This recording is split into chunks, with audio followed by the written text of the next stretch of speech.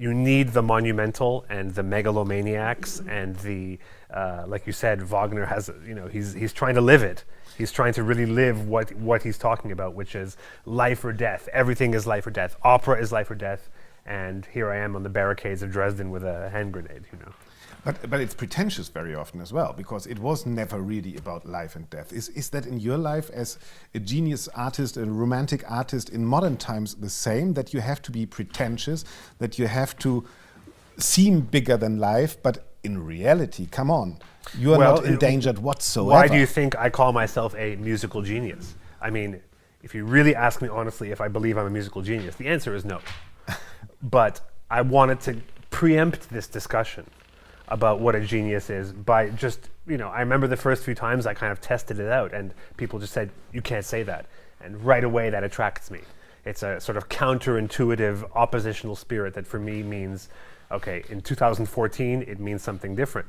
But back then it was more than pretentious. It was a way of escaping oneself. Right.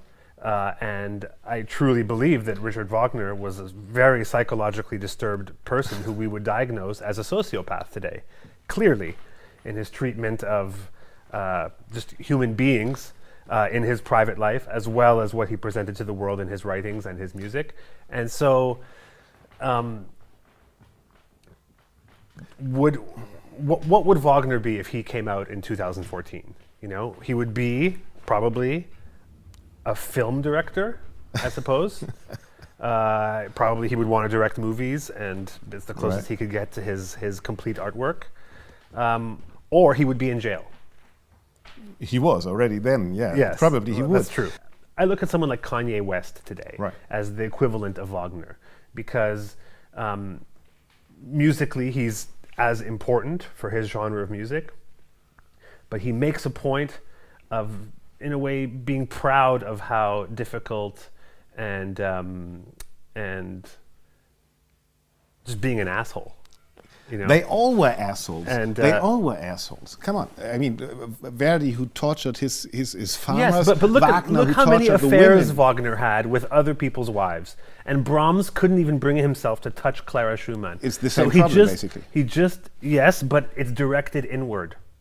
Okay, and the point is Brahms directed the psychotic energy that all artists have inward, and it came out in his music for the most part, and he tried to do no harm, so to speak, and he did not become overly obsessed with his position and how he would be remembered.